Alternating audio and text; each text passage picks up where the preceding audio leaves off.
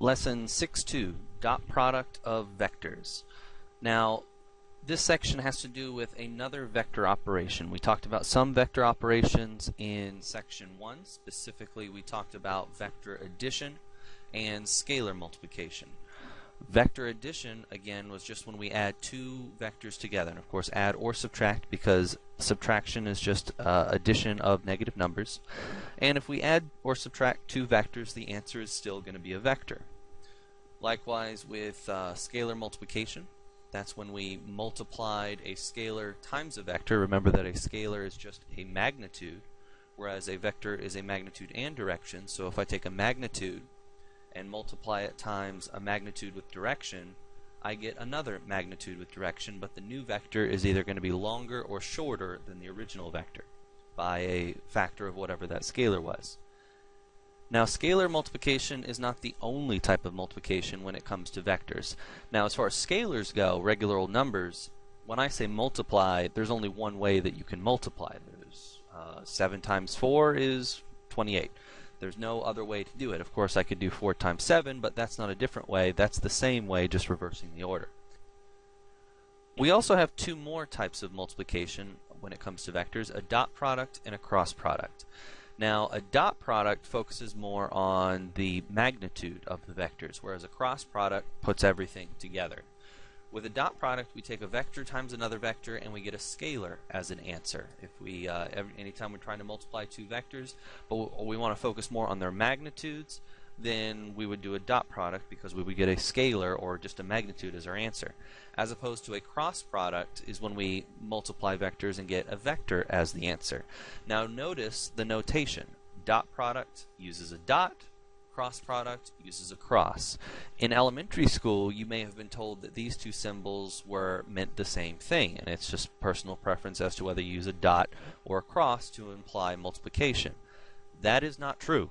Much like most of the things your elementary school math teachers would tell you, most of what they say was simply just so that you wouldn't question it and we could just move along because it wasn't important at the time. Well, now that we are in upper level mathematics, it actually does become important. There is a difference between a dot and a cross. A dot product produces a scalar answer, a cross product produces a vector answer. Now, of course, it also entails completely different techniques of multiplication. Just like with scalar multiplication is one type of multiplication. Well, dot and cross product are two other types of multiplication, that all three of which require completely different techniques. Based on the notation that you presented, you know which technique to follow. Now, we are going to be focusing on dot products today. If we have time, we may talk about cross products, but cross products really don't become important until you get into three-dimensional geometries. Because a cross product, the answer is going to be perpendicular to the original vectors. And the only way you can kind of have a vector that's perpendicular to the original two vectors is that it be in the third dimension. In other words, if I draw two vectors on the screen, the cross product vector would be another vector coming out of the screen perpendicular to the screen itself. So let's start with a dot product. So let's consider two vectors, AB and CD. All right, if I want to get a dot product of vector u and vector v, it has to do with pulling out their magnitudes. Now, it technically doesn't matter which way I do this, whether I take the magnitude off of u or take the magnitude off of v first, but really what we do is we start with leaving one of the vectors completely alone. In this case, I'm going to leave v completely alone, and I'm going to manipulate u. Now, I want to take the magnitude off of u.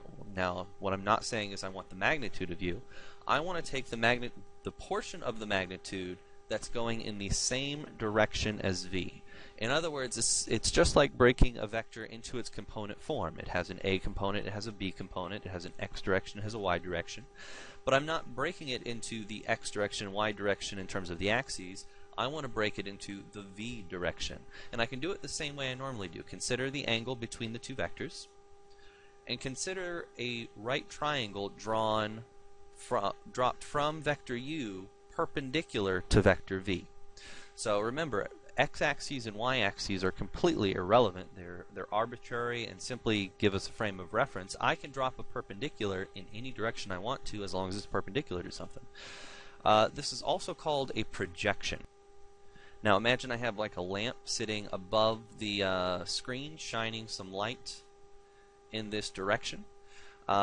The vector u would cast a shadow on vector v right here, right along the base of the right triangle. That red line right there is referred to as the projection of u onto v. There's a fancy little notation for that. That would be the u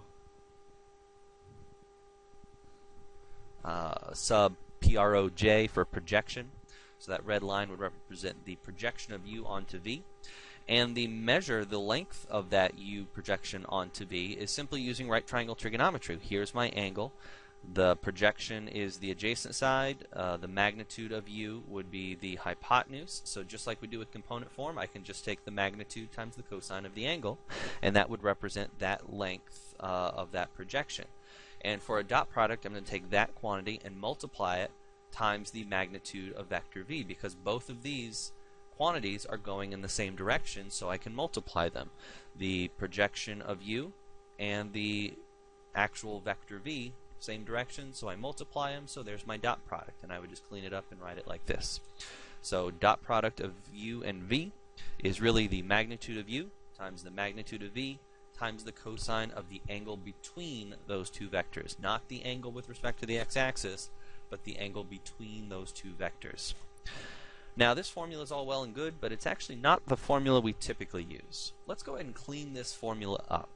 So I'm going to take that formula and I'm actually going to write it in a much simpler way, but it's going to take a little bit of work to get it to that much simpler way. So first thing I'm going to do is I'm consider that angle between the vectors. I'm going to realize what that angle really was.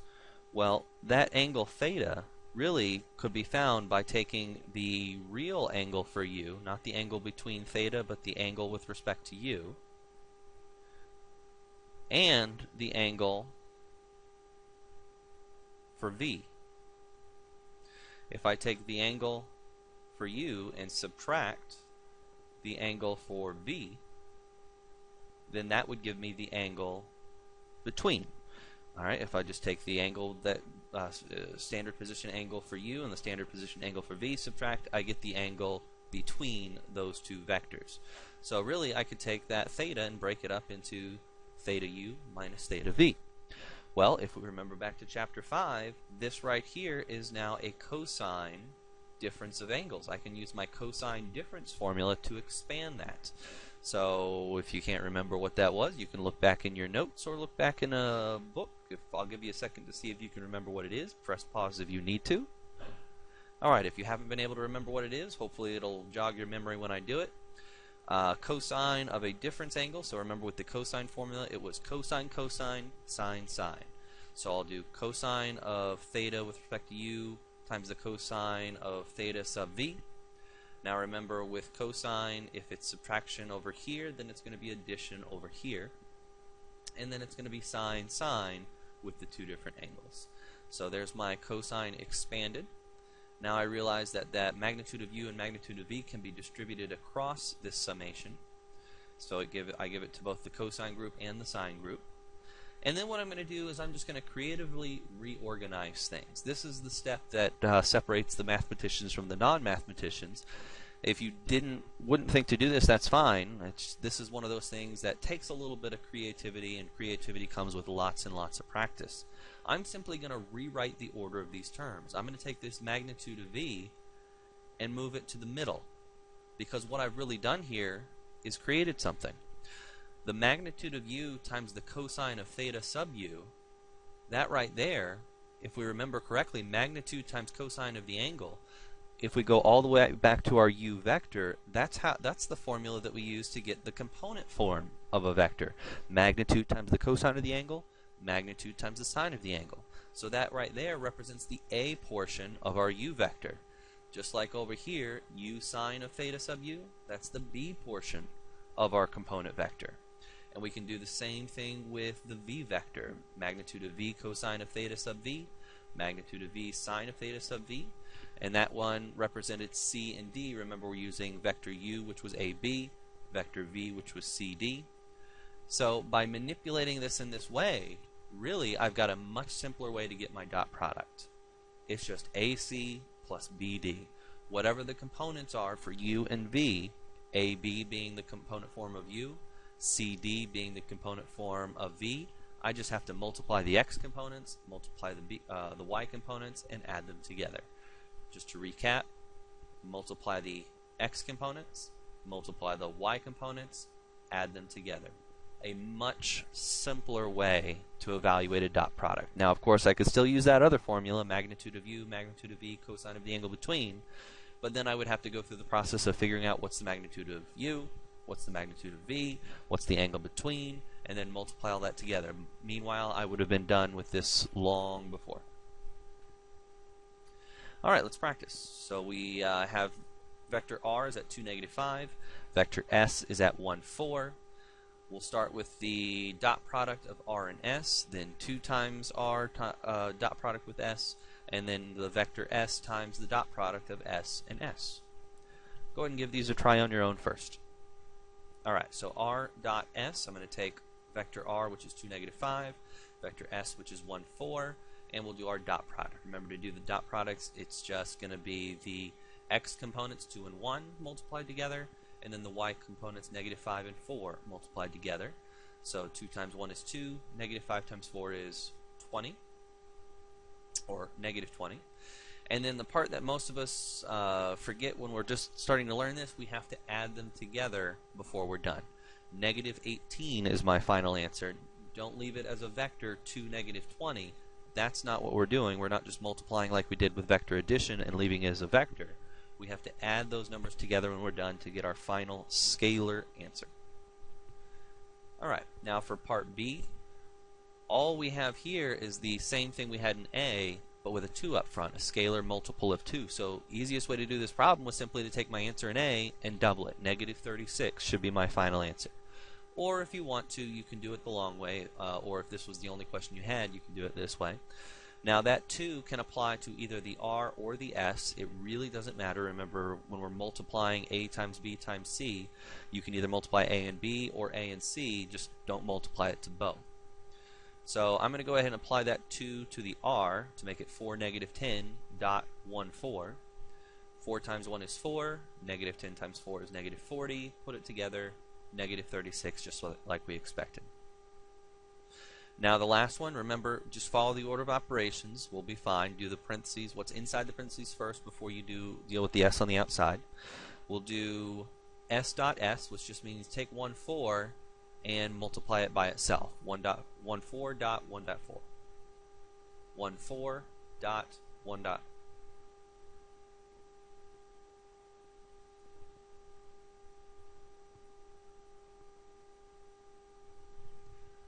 Beep.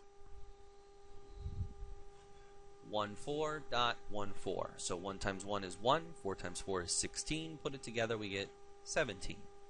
Not my final answer because I still have to take that 17 and multiply it times the vector S. So when I do that, it's now really a scalar multiplication. So I'm going to get 17 times vector 1, 4, which is 1768.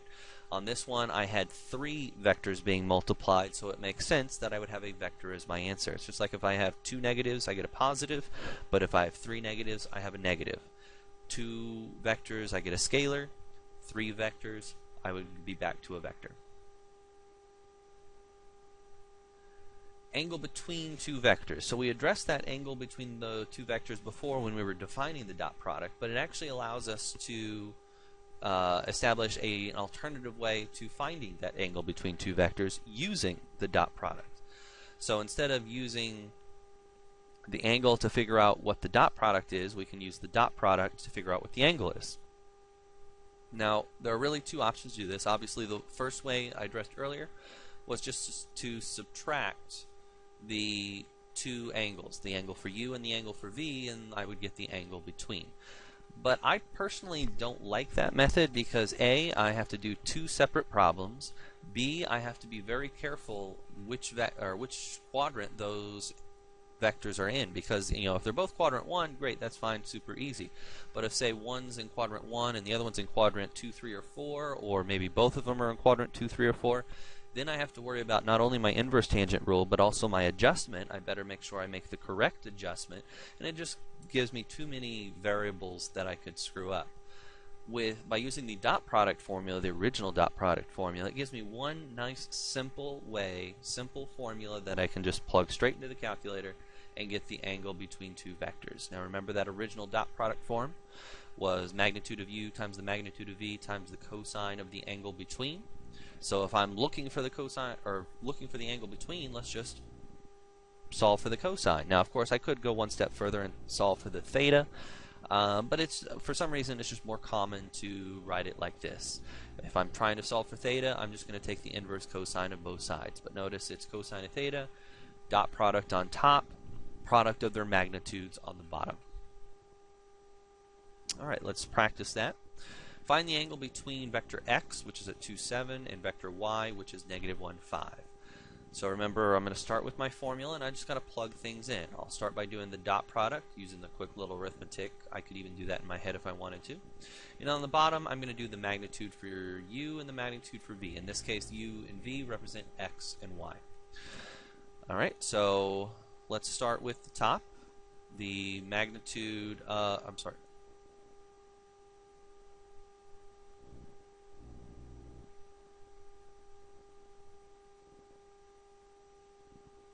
Alright, so let's start with the top, the dot product.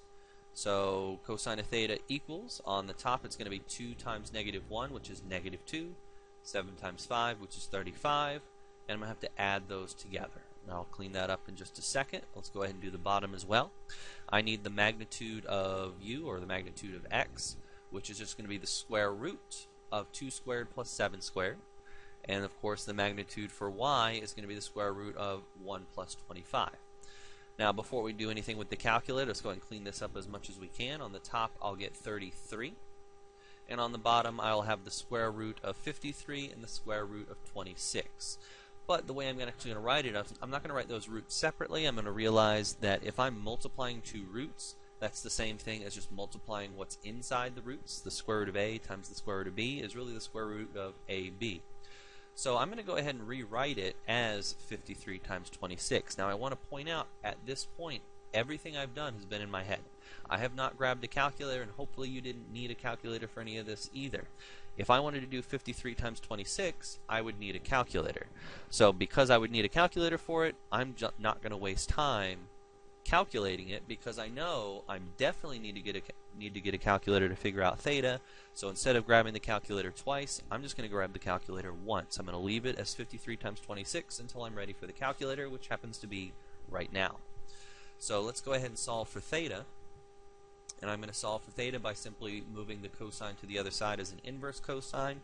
And this is what I'm going to type into my calculator. I'm going to type the inverse cosine of 33 divided by the square root of 53 times 26. Now again, you could do 53 times 26 as a separate problem so that you can figure out what that is. I personally think that's a waste of time. I'm just going to type this in my calculator exactly as is and let the calculator do all the work all at once for me. Now be careful with the parentheses. That root is going to have parentheses around it, just like you're going to need parentheses around the entire fraction. So when you type it into your calculator, it should look something like this. I've got that initial parenthesis for the inverse cosine. I've got the 33. The top of the fraction doesn't need its own set of parentheses because there's only one number there. The bottom of the fraction has multiple numbers, so technically I need a set of parentheses for it, but the root acts as its own set of parentheses. So that'll be the parenthesis that comes automatically with the root. 53 times 26. Close the root. Close the cosine. 27.255 degrees for the angle between those two vectors. Now feel free, if you want to double check this using the inverse tangent method. 2, 7 is in the first quadrant, negative 1, 5 is in the second quadrant. I would make a 180 degree adjustment on the y vector, and then I would just subtract the angle for y from, or minus the angle for x, because the angle for y is definitely going to be larger than the angle for x. You should get the same answer. If you like that method, you can use it. This is the one I like because it's just one formula, one process, all packaged together. Alright, here's another one for you to try. Try it on your own and then see how I did it. Alright, so find the angle between 5, 8 and negative 4, 2. We'll start with the formula. We'll figure out the dot product first. 5 times negative 4, which is negative 20. 8 times 2, which is 16. On the bottom are magnitudes, square roots of 5 squared and 8 squared would be 25 and 64. 16 and 4 for the other one. Add it together. Negative 20 plus 16 would be negative 4. On the bottom we have 20 and 60 is 80 plus 9, so 89 and 20. Inverse cosine, type it in the calculator just like the previous one, and we should end up with 95.440 degrees. Now, this topic leads us directly into our next topic, which is something concerning the word orthogonal. Orthogonal, one of those fancy math words that makes you sound smart, but really is not that complex. Orthogonal just means perpendicular. It's just a word that specifically has to do with vectors. We wouldn't say that two lines are orthogonal. We would simply say two lines are perpendicular. But if it's vectors that are perpendicular, we prefer to use the word orthogonal to be more specific. Now, orthogonal, again, means perpendicular, so it means the angle between the two vectors is 90 degrees. So what that means is, if I were to use that angle between two vectors formula, plug in 90 degrees for cosine, well, cosine of 90 is 0. The only way a fraction is ever going to equal 0 is if the top equals 0. So that really means that the dot product is 0. So what we now have is a connection between being orthogonal and the value of the dot product. If it's orthogonal, the dot product is 0. If the dot product is 0, then it's orthogonal. We have a theorem. If u dot v equals 0, then the vectors are orthogonal. So in other words, if I ask you, are these two vectors orthogonal, the way we answer that question is we do the dot product. It's very quick. We can very quickly do it in our head. 5 times negative 6 is negative 30. 2 times 15 is positive 30. Add it together, we get 0. Therefore, those two vectors are orthogonal. Now, we're talking about perpendicular, might as well go ahead and talk about parallel as well. Now, we could technically use the same technique to figure out parallel. Instead of it being a 90-degree angle between, it would be either 0 or a 180-degree angle between the vectors. That would mean that they are parallel. Now, it's important to establish, again, obviously if there's a 0-degree angle between or 180 degrees, you would think to say, well, shouldn't those vectors be right on top of each other and thus are not parallel? Well, that's only if you're considering the ones that are in standard position. Remember, I can move those vectors anywhere on the screen and they still be the same equivalent vector. So the concept of parallel has to be a little different here, where it's not so much that they don't touch, it's simply that they're going in the same direction. And but a simpler way that we can know that instead of having to worry about the angle is that if one vector is a scalar multiple of the other, in other words, u is equal to k times v. In other words, if I just take one vector and make it bigger or smaller, or longer or shorter, then that vector is parallel to the original vector. So 2, 3, and 6, 9, I want to know, is one of these just a multiple of the other? Now, sometimes you can just eyeball something like this, but if they're ugly decimals, I wouldn't recommend it. If I want to know if one is a scalar multiple of the other, let's just go ahead and double check term by term. I can take 6 and divide it by 2. I can take 9 and divide it by 3. If I get the same answer on both, then I know that there was a value for k that I actually distributed across when I was multiplying it. Therefore, since these both have the same fraction, then yes, they are parallel because, of course, 6, 9 is just the scalar multiple of 3 times the vector 2, 3. Alright, here are a couple vectors. Instead of me giving you in component form, I went ahead and switched to the linear combination of standard unit vectors. Are the given vectors parallel, orthogonal, or neither? One of those classic geometry questions that we haven't asked in a while. Here it is, parallel, orthogonal, or neither. Give it a try. Alright, so on the first one, if I want to know if it's parallel, orthogonal, or neither, it's basically just like you did in algebra and geometry. We can go test by test to see which one works. I always like to start with the dot product to check to see if it's orthogonal. So I'll do my dot product on R and S. Remember, multiply the A components, multiply the B components, and add it together. So 2.3 times 10.2, 3.4 times negative 6.9. I'm going to get 23.46 for the first pair, negative 23.46 for the second pair, which tells me that these are orthogonal. No need to check anything else because I've got my answer. Alright, let's try this one. Same deal. I'll start with the dot products. 5.1 times negative 2.5 is going to be negative 12 3/4. Negative 6.2 times 3.1 is going to be negative 19.22. And don't waste time trying to figure out what the answer to this question is. Don't waste time pulling out the calculator to do the subtraction. The goal is it parallel, orthogonal, or neither? My current test is checking for orthogonality. The answer is definitely not 0, so it's not orthogonal, and I'll move on. Next thing I'll do is I'll check to see if it's parallel. The way I check to see if it's parallel is I just divide. Divide the A components, divide the B components. Well, on the A side, I get 2.04, or negative 2.04. On the B side, I get negative 2. Close enough, you might think, but not quite. There is no such thing as close enough. It either is or it isn't. This one isn't, therefore, neither would be my answer. Alright, here's a fun one, where it seems like what we just did may not be related, but in fact it is directly related.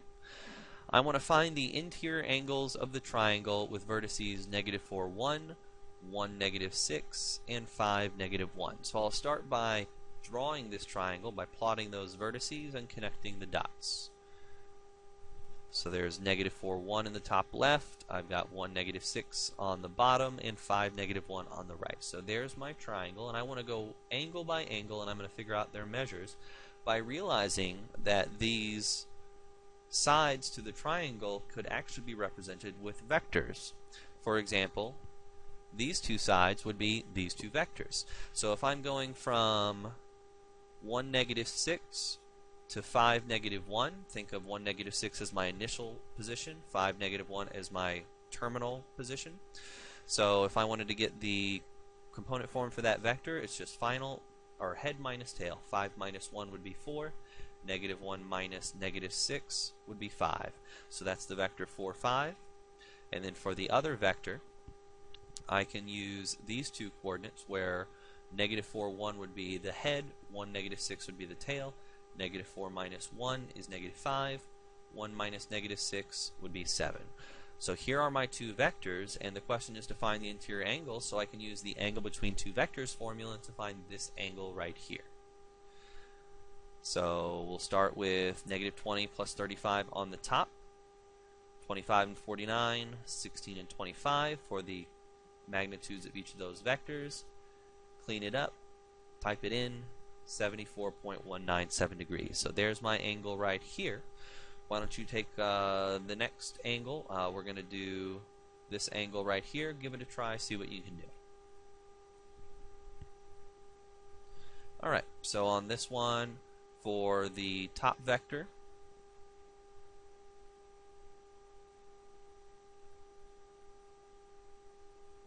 beep. Alright, so for this one, I'll go ahead and start with the bottom vector. Terminal final position would be 1, negative 6. Initial was 5, negative 1. So final minus initial, 1 minus 5 is negative 4. Negative 6 minus negative 1 would be negative 5.